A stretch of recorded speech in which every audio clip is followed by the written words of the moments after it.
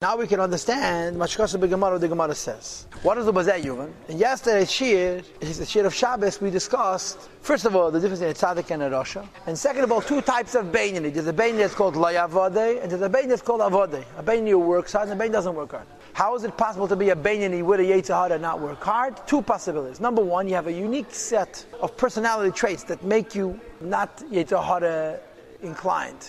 You're naturally studious, you're naturally dispassionate, cold kind of a person, and you're naturally not the kind of a person who enjoys pleasures very much. If you have these three character traits, you could be a Beinani, do what you got to do, and not fight with the Yetzer Hara. Or, you're so used to a certain lifestyle that you become a Beinani because you're so accustomed to it.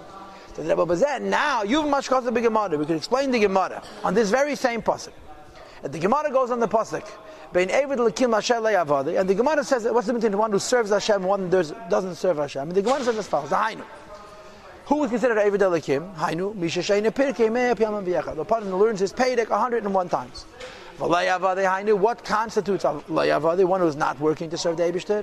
Not a Rasha, but Hainu, this means a person, the one who learns his Pedic 100 times. In other words, it's not for the Gemara.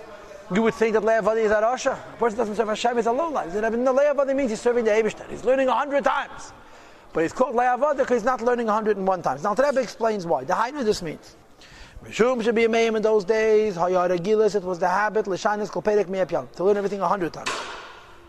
Kidi Isa Atzim B'Gmaras. The Gemara says there, Marshal Mishuk Shal Chamarim. It's an example from a market of donkey people who schlep, who are basically truckers who carry things on donkey back.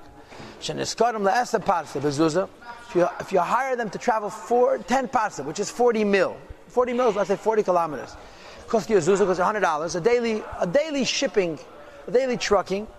If you want them to go 44 mil, which is 44 kilometers, but today's zuzah costs $200. For an extra 4 mil, you're paying double.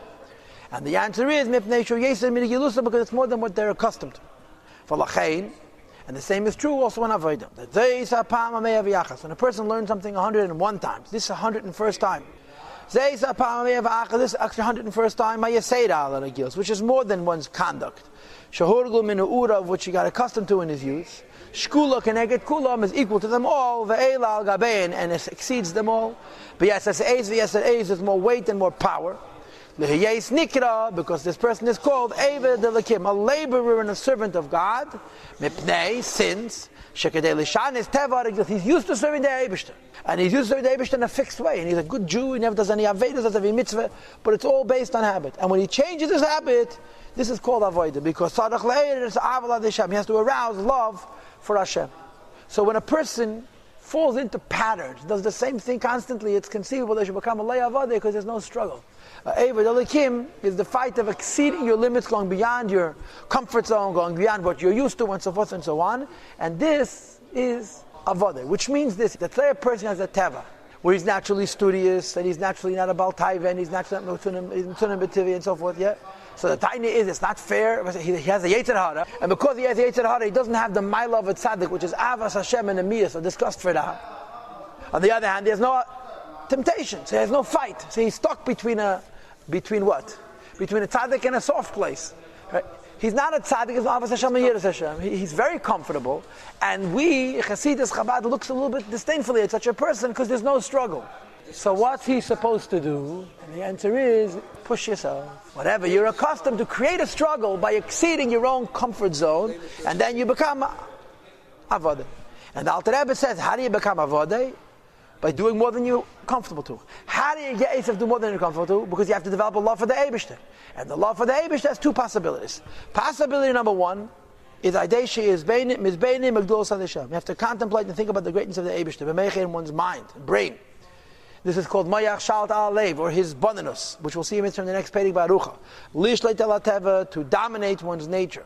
Shabachal al smol, which is in the left ventricle of the heart, smoli, Shamoli dam, which is filled with blood, of Anevesh Abamis, which of the animal soul, Shami Aklipa, which is from Klipa, Shami Menahu Ateva, which is the source of this person's nature.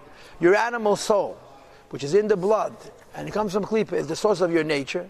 And it's even possible that your nature should be to learn Torah, to do mitzvahs, but it's all your nature. And when you are not satisfied with your nature, you're developing a love for Hashem to overcome this nature, and you're doing it through his bonus begdus adishem, to arouse ava in your heart. This makes you avodah.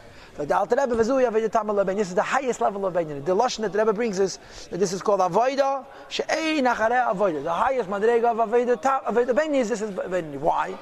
Because he's a long, short way bein. He's doing his bonus. He's meditating, learning Hasidus. He's meditating on the greatness of the Rebbe. He's developing full-blown avas Hashem and yiras Hashem in his heart. This is the highest madrega of bein.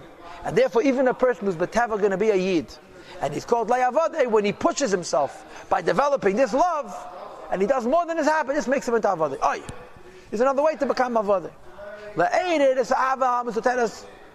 To arouse the natural hidden love which every Jew has in his heart. And before he called it Shemalev Klolos Yisrael, the heart of Jewish people as a whole. But here, the point is like this. Every Jew has a pintaliyah, the natural love. This person is not saying, okay, my natural love is carrying me. He's saying I have to intensify my natural love. I have to focus on it and bring it out. This will be discussed at length in Tanya's chapter Yutes, Chav, Chav, Chav, how you bring out this natural love. Using this pintal yid, the inner love of the Eibush, the lim shel yada, to rule using it, ala teva over one's nature, shebachal smali, or the left ventricle of the heart.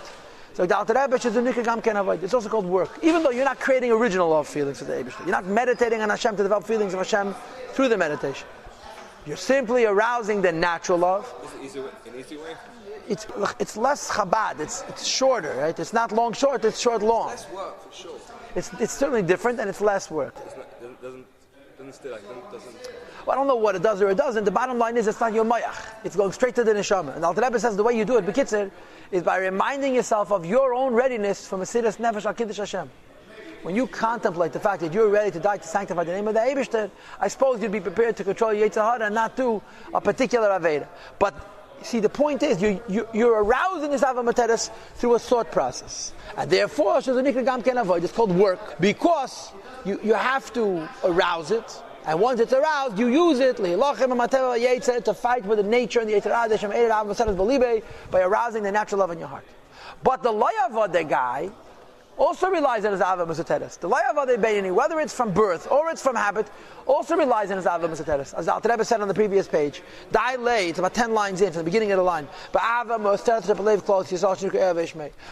that person is not doing anything to Ava Mesoteres. It's just his natural condition. I'm a Jew, I have a pintle, you do whatever wants. Says the Alter Rebbe. Lashenkin, on the other hand, I'm going back to the text. You have no war. Even if your Ava Mesoteres is helping you serve the Eibishter, but it's without a struggle, you're not evoking it, as we discussed, by the layavod using Ava Mesoteres. So like the Alter Rebbe, you have taka love for the Eibishter, but ein Ava Zumitzadatma, this love in and of itself is not nikras avedas leklas, it's not called work, because you're not arousing it and bringing it forward.